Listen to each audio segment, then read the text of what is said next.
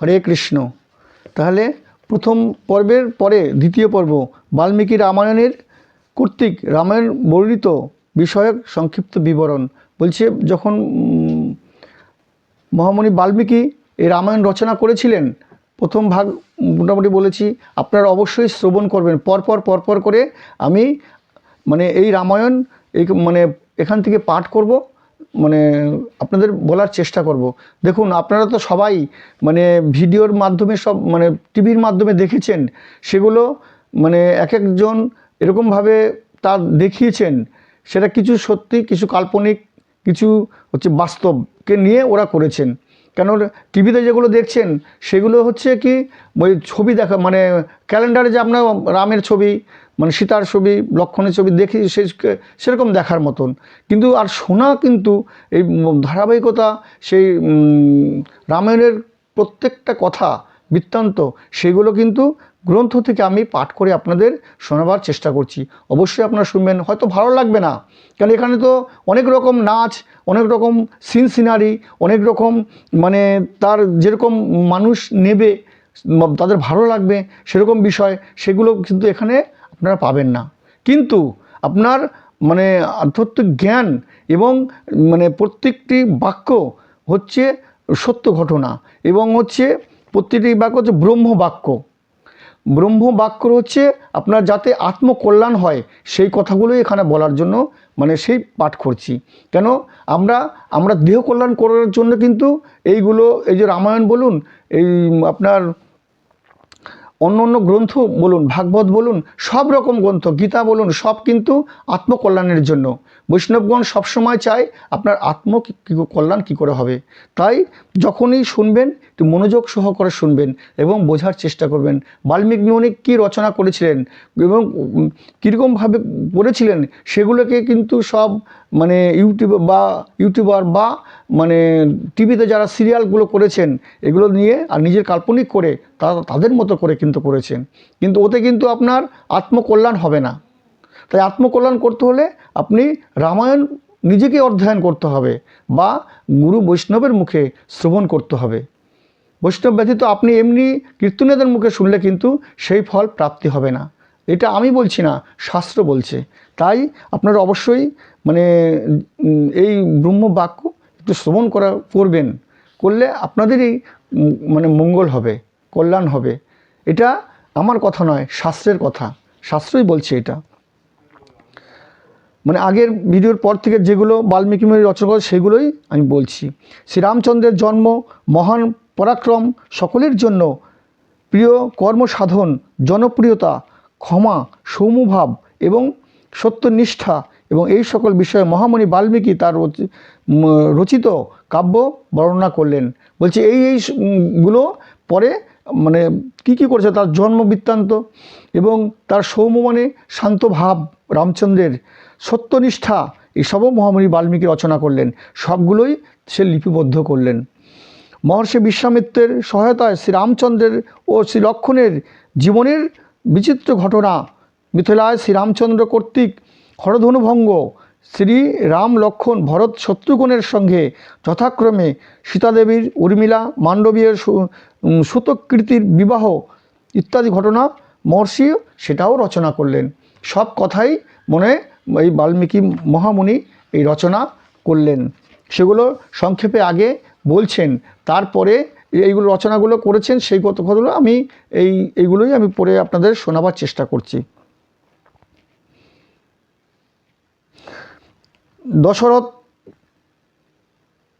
দশরথী রামচন্দ্রের সঙ্গে জামগোদ্র পরশুরামের বিবাদ, যখন হরধনু ভঙ্গ করেছিলেন, পরশুরামের সঙ্গে এই রামের অনেক বিবাদ হয়েছে, সে কথা বলছে, সেই কথাগুলো লিখলেন। শ্রীরামচন্দ্রের গুণাবলী, বিঘ্ন ও নির্বাসন, বনবাস, সেই জন্য রাজা দশরথের শোক বিলাপ এবং পরলোক গমন। প্রজাগণের প্রিয় হচ্ছে রাম। সেই যখন রাজা দশরথ কিন্তু কখনোই চায়নি রাম বনে যাক, সেই কথাগুলো, সেই পুত্র বিয়োগ, সেই জন্য কিন্তু মনে এত কষ্ট পেয়ে সে কিন্তু নিজেই মানে স্বর্গগমন করলেন, সেই কথা বলছে। কুমারের বিচ্ছেদ, বিষয়োন্নতা, শ্রীরাম সীতার লক্ষণের অনুগমনকালে পথিমধ্যে শ্রীরামচন্দ্র কর্তৃক তাদের পরিত্যাগ, নিষাদরাজ গুহকের সংবাদ, শ্রীরামচন্দ্রের সঙ্গে তার মিত্রতার কথা এবং গঙ্গা কূলে শ্রী রাম সীতার লক্ষণকে রেখে সারথি সুমন্তের রাজধানীতে প্রত্যাবর্তন। এই দশরথ মহারাজ ভেবেছিলেন সুমন্ত ঠিক রাম লক্ষণকে মানে কিছু দূর গিয়ে আবার ফেরত নিয়ে আসতে পারবেন। কেন, এই সুমন্ত সারথি খুব মানে বুদ্ধিমান ছিলেন, তাই বারবার বলে দিয়েছিলেন তুমি কিছুটা গিয়ে তুমি আবার রথ ঘুরিয়ে নিয়ে চলে আসবে, কিন্তু রামচন্দ্র আসেননি ইত্যাদি ঘটনা মহামণি বিবৃত লিখলেন। শ্রীরাম সীতা লক্ষণ গঙ্গা নদীর ওপার পারে গিয়ে ভরদ্বাজ ঋষির দর্শন পেলেন এবং তার নির্দেশে চিত্রকূট পর্বতে গিয়ে তার নৈসর্গিক শোভা দর্শন করলেন। চিত্রকূট পর্বতের কথা বলছেন।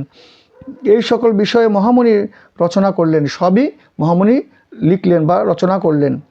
বা ত্রিকুটে কুটির নির্মাণ করে সেখানে তাদের বাস, সেখানটা তারা কুটির নির্মাণ করে বাস করেছিলেন। শ্রীরামচন্দ্রকে অযোধ্যা ফিরিয়ে নিয়ে যাবার জন্য ভরতের চিত্রকূট আগমন, তখন রামচন্দ্রকে ফিরিয়ে আনার জন্য এই চিত্রকূটে গেছিলেন। ভরত কর্তৃক শ্রীরামের প্রসন্নতা বিধান, শ্রীরাম কর্তৃক স্বর্গত পিতার জলতর্পণ, মানে তখন শুনলেন বাবা আর নেই, সেই রামচন্দ্র 4 ভাই মিলে ওই জল তর্পণ করলেন। শ্রীরামের শ্রেষ্ঠ পাদুকার অভিষেক এবং ভরতের নন্দীগ্রামে বাস। ভরত তো আর অযোধ্যা রাজা তখন হননি, বলেছে এই পাদুকা সিংহাসনে বসিয়ে তার পুজো অর্চন করে ভরত নন্দীগ্রামে বাস করতেন কুঠির বানিয়ে। পরে শ্রীরাম সীতার লক্ষণের দণ্ড কারণ্য গমন এবং পথে শ্রীরাম কর্তৃক বিরাট রাক্ষস বধ, এই সকল বিষয়ে মহামণি সেটাও রচনা করলেন। সরঙ্গম নামক ঋষির সঙ্গে শ্রীরামের সাক্ষাৎকার, সুতীক্ষ্ণ নামক ঋষির সঙ্গেও তার মিলন, অসোয়া দেবীর সঙ্গে সীতাদেবীর মিলন এবং অসোয়া দেবীর কর্তৃক সীতাদেবীকে অঙ্গবাস প্রদান, এই সকলও লিখলেন। অঙ্গবাস মানে বস্ত্র। এই যে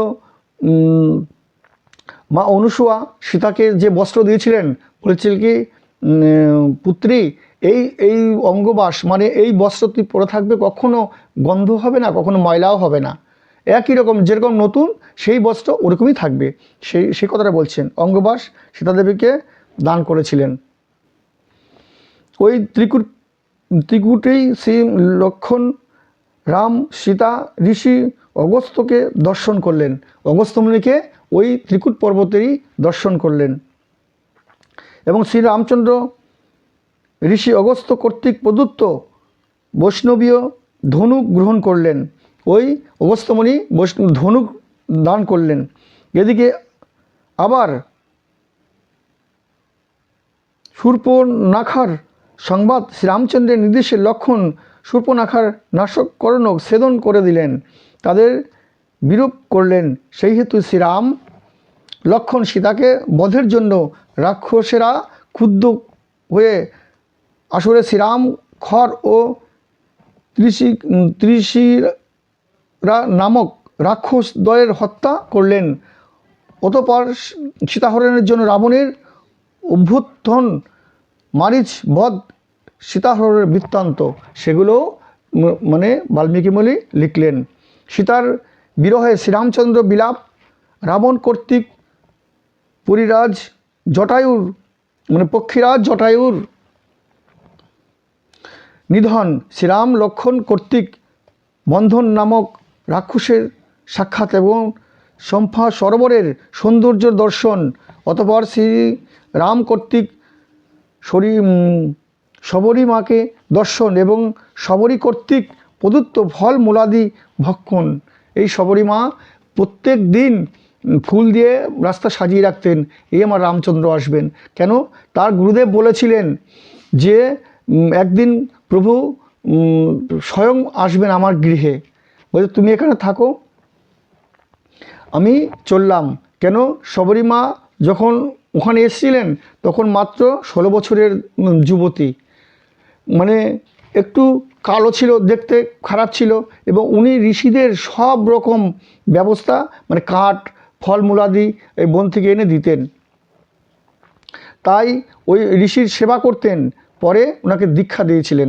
দীক্ষা দিয়ে মানে বললেন, মানে পুত্রী তুমি এখানে থাকো, এখানেই ভগবান তোমার কাছে দেখা করতে আসবে, তাই তোমাকে প্রভু এসে উদ্ধার করবে। এই মা শবরী ওখানটায় রোজ ফল নিয়ে বসে থাকতেন এবং ফুল দিয়ে সাজিয়ে রাখতেন। তখন ওই রাম যখন আসলেন, ও কুল খেয়ে খেয়ে দিচ্ছেন, খেয়ে খেয়ে সে এঁটোটা দিচ্ছেন। লক্ষ্মণ পাশে বসে আছেন। লক্ষ্মণ বলছে, দাদা এটা কী করছে? মানে দেখুন, ভক্তির ভগবান, তাই ভক্তি করে দিচ্ছে প্রভু, সেই প্রদত্ত বস্তুই তিনি গ্রহণ করছেন। তখন তখন জিজ্ঞাসা করেছিলেন লক্ষ্মণ, তখন বলছে এটা আমি ফল খাচ্ছি না, এর যে ভক্তি, সেই ভক্তি প্রদত্ত জিনিস আমি গ্রহণ করছি। সেই শবরী মা তখন ওইখানটায় দেহ রাখলেন। রাম বললেন, লক্ষ্মণ এর সৎকাজের ব্যবস্থা করে, সৎকাজ করে উনি কিন্তু বৈকুণ্ঠ ধামে চলে গেলেন। সেই শবরী মায়ের কথা এখানে বলছে। সব কিছুই এই বাল্মীকি মহামুনি সব লিপিবদ্ধ করলেন, লিখলেন। ওই পরম্পরা তিনিই হনুমানের সাক্ষাৎ লাভ। তখন তারপর ওখান থেকে যাওয়ার পরে হনুমানের সাথে সাক্ষাৎ লাভ, ভগবান মুনি বর্ণনা করলেন, সব কিছুই ওগুলো মুনি বর্ণনা করলেন। শ্রী হনুমানের সঙ্গে শ্রীরাম লক্ষ্মণের ঋষ্যমুখ পর্বতে গমন। তখন বললেন, তুমি কে? তখন দর্শন দিলেন। তখন ওই ঋষ্যমুখ পর্বতে নিয়ে গেলেন, কেন ওইখানটায় সুগ্রীব থাকেন। গমন করলেন। সুগ্রীবের সঙ্গে তাহাদের মিলন এবং নিজের বীরত্ব সম্বন্ধ বিশ্বাস প্রদান করে সুগ্রীবের সঙ্গে শ্রীরামের মিত্রতা স্থাপন। ওখানটা মানে সুগ্রীবকে কাছে যখন গেলেন, কিন্তু প্রথমে বিশ্বাস করেনি। এরা বলছে দুজন, মানে এত আমার দাদা এত বড় বীর বালি, এখানে ত্রিভুবনে কেউ নেই ওনাকে হারাবার, আর এই সাধারণ মানুষ এরা হারিয়ে দেবে। তখন রামকেও অনেক পরীক্ষা দিতে হয়েছিল। 7খানা তাল গাছ ছিল, এক বানে 7খানা সেদন যদি করতে পারো তাহলে আমি বিশ্বাস করব। তখন তাই হবে। তখন একবারে 7খানা গাছ ছেদন করে দিয়ে তখন বালি বিশ্বাস করলেন এবং তাকে আরও প্রমাণ দিয়েছিলেন। আবার যুদ্ধ করলেন বালির সাথে, খুব সুগ্রীব মার খেলেন, কেন একই রকম দেখতে, কাকে বধ করবেন। তারপরের দিন মানে যখন আবার বালিকে যুদ্ধ করতে আহ্বান করলেন, তখন রামচন্দ্র নিজের গলা থেকে মালা খুলে পরিয়ে দিয়েছিলেন, যে আমি বুঝতে পারবো যে তুই আমার বন্ধু, আর ওইটা বালি। তখন ওই বালিকে মানে বধ করেছিলেন। সব ঘটনা সব এই রামের গ্রন্থতে লিপিবদ্ধ করলেন। যুদ্ধ এবং রামচন্দ্র কর্তৃক বালিবধ, সুগ্রীবের রাজ্যাভিষেক, তারপর সুগ্রীবকে রাজা করলেন। বালিপত্নী তারার বিলাপ, সীতা অন্বেষণের সুগ্রীবের প্রতিজ্ঞা, বর্ষা সমাগমে শ্রীরাম লক্ষ্মণ সঙ্গে মাল্যবান পর্বত বর্ষাকাল যাপন, মানে 4 মাস বর্ষা থাকে, সে বর্ষাকালে আর ওরা অন্বেষণ করেনি, বর্ষা শেষ হওয়ার পরেই মা সীতার অন্বেষণ শুরু করলেন। আবার রাজ্য সুখাবিক সুগ্রীবের সীতা অন্বেষণের বিলম্ব দেখে সুগ্রীবের প্রতি রঘুবীর রামচন্দ্রের ক্রোধ প্রদর্শন, মানে উনি ভোগ বিলাসে ব্যস্ত হয়ে গেছেন, সেই জন্য আবার লক্ষ্মণকে পাঠালেন। খুব রাগ করলেন প্রভু।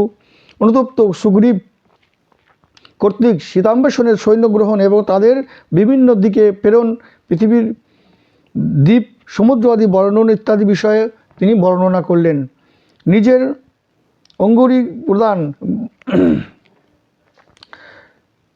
ঋক্ষ নামক পর্বতের স্বয়ং প্রভু বিবর্ণ দর্শন, সমুদ্র তীরে প্রয়োগ ভীষণ এবং সাম্প্রতিক দর্শন, মহেন্দ্র পর্বতে আরোহণ, সাগর উল্লঙ্ঘন এবং সাগরের কথা অনুসারে সৈন্য কর্তৃক দর্শন।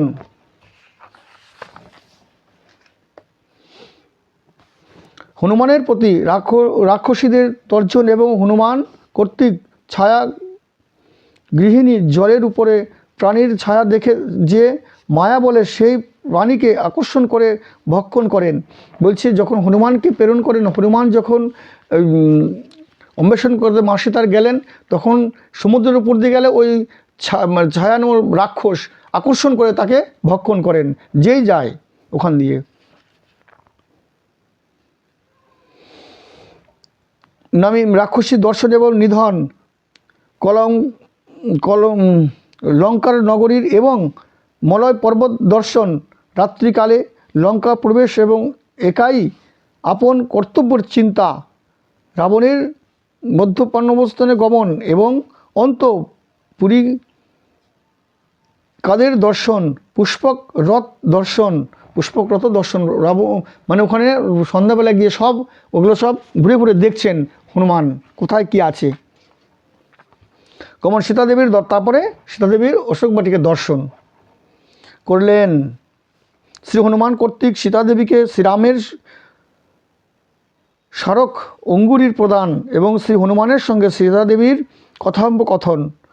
প্রথমে তো ভেবেছিল রাক্ষসী বা রাক্ষস সেজে, মানে হনুমান সেজে এসছে। তারপরে যখন আংটি প্রভুর প্রদত্ত দিলেন, তখন মা সীতা বিশ্বাস করলেন। রাক্ষসীদের তর্জন গর্জন, ত্রিজটার স্বপ্ন দর্শন, শ্রী হনুমানকে শ্রী সীতার চূড়ামণি প্রদান।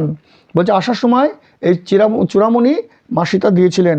বলেছিলেন, হনুমান বললেন, মা আমি যে তোমার সাথে দেখা করেছি তার কি প্রমাণ আছে, কিছু আমাকে দাও যে প্রভু যাতে বিশ্বাস করেন।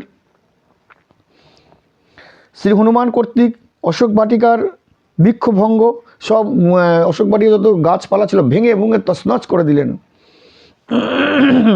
শ্রী রাক্ষসীদের পলায়ন এবং শ্রী হনুমান কর্তৃক রাবণ কিঙ্করদের হত্যা, যারা যারা ছিলেন সবাইকে হত্যা করলেন।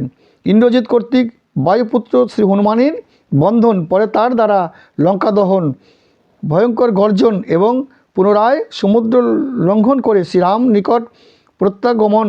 অতঃপর রাবণ কর্তৃক মধুবনে মধু হরণ বর্ণিত হয়েছেন। সব কথাই মহামুনি বাল্মীকি এগুলোতে রচনা করলেন।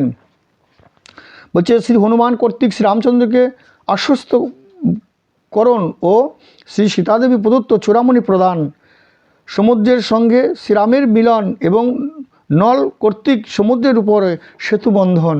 সমুদ্রদেবকে যখন রামচন্দ্র বললেন তুমি আমাকে রাস্তা দাও, সমুদ্রদেব কোনো কর্ণপাত করেননি। যখন বাণ যোজনা করেছেন তোমাকে সমুদ্রকে আমি শুকিয়ে দেব, তখন এসে বলছে হাত জোড় করে, প্রভু আমার অন্যায় হয়ে গেছে, অনেক দেরি করে তোমার কাছে এসছি। তোমার দলে যে নল নীল আছে, ওরা যখন যে পাথরকে স্পর্শ করবে সোলা হয়ে যাবে। সেই ওনার বর আছে, তাকে দিয়ে তার সাহায্যে তুমি আমার উপরে সেতু বন্ধন করো, আমি জায়গা দিচ্ছি। বানর সেনাসহ শ্রীরামের সমুদ্র, ওই যে সমুদ্র উপর সেতুবন্ধন, বানর সেনাসহ শ্রীরামচন্দ্র সমুদ্র উত্তরণ এবং রাত্রিকাল লঙ্কা অবধূর বিভীষণের সঙ্গে শ্রীরামের মিত্রতা এবং রাবণের উপায় নির্ধারণ, এসবই সব রচনা করলেন। শ্রীরামচন্দ্র কর্তৃক কুম্ভকর্ণের এবং লক্ষণ কর্তৃক মেঘনাথের নিধন, অতঃপর রাবণ বধ এবং শত্রু গৃহে সীতাদেবীকে ফিরিয়ে পাওয়া, বিভীষণের রাজ্যাভিষেক, শ্রীরাম কর্তৃক পুষ্পক রথ দর্শন এবং সীতা প্রভৃতি সকলের সঙ্গে অযোধ্যায় উদ্দেশ্যে যাত্রা এবং পথে ভরদ্বাজ মুনির আশ্রমে তারপরে গেছিলেন, সঙ্গে শ্রীরামের মিলন। ভরদ্বাজ মুনি আশ্রমে প্রথমে ছিল, ওইখানে ভরদ্বাজ মুনি বলেছিলেন এখানে ত্রিকূট পর্বতে কিছুদিন থাকো। কেন উনি জানতেন যে তার ভাই এখানে সবাই এখানে আসবেন রামকে ফিরিয়ে নিয়ে যাওয়ার জন্য। সে মুনিবররা সব ত্রিকালদর্শী, তো সেই জন্য ভরত যখন গেছিলেন সেই জন্য, ওই জন্য তারপরে ওখানে যখন ভরতকে ফিরিয়ে দিলেন, ভরত চলে আসলেন, তারপরে ওখান থেকে প্রভু চলে গেছিলেন। সেই জন্য ভরতরাজ মুনির সাথে এসে রামের সাক্ষাৎ করলেন।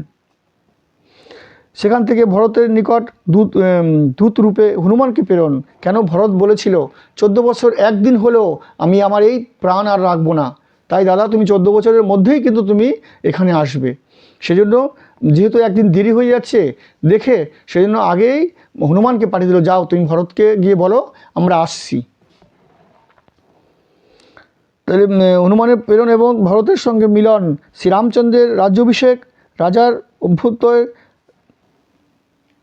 বানর সৈন্যদের স্বদেশে প্রেরণ এবং পরে প্রজাপুঞ্জের মনোরঞ্জনের জন্য সীতা বিসর্জন, এই সকল বিষয় ভগবান বাল্মীকি মুনি তার কাব্য রচনা করলেন। এতদ্দিত এই পৃথিবীতে শ্রীরামচন্দ্রের যা কিছু ভবিষ্যৎ লীলা তা সবই ভগবান বাল্মীকি মুনি তার কাব্যের উত্তরভাগে রচনা করেছেন। তাই যত রকম যখনই কেন এটা ব্রহ্মা বলেছিলেন তুমি যা যা লিখবে সেই প্রতিটি কথাই সত্য, তাই মানে এইসব মানে রচনা করেছেন। আপনারা অবশ্যই পরপর এই ভিডিওর মাধ্যমে আপনারা শ্রবণ করবেন, তাই ভিডিও অনেক বড় হয়ে যায়, তাই আমি অল্প অল্প করে প্রত্যেকটা ভিডিওর মাধ্যমে মানে অল্প অল্প করে মানে আমি বলার চেষ্টা করব। অবশ্যই আপনারা শ্রবণ করবেন। কেন এমনিতে আমাদের কারোর টাইম নেই, মানে প্রত্যেকের উচিত ভাগবত শ্রবণ করা, এই রামায়ণ ভাগবত গীতা শ্রবণ করা, এবং সবার মুখে শ্রবণ করলে হবে না, সব সময় চেষ্টা করবেন বৈষ্ণবের মুখে শ্রবণ করা। কেন বৈষ্ণবের মুখে শ্রবণ করলে অনেক অনেক গুণ বেশি ফল, কেন এটা শাস্ত্রে বলছে। আজকে তাই মানে পরপর আমি এই ভিডিওর মাধ্যমে আপনাদের শ্রবণ করাবো, আপনারা অবশ্যই শ্রবণ করবেন এবং পূর্ণ সঞ্চয় করবেন। হরে কৃষ্ণ।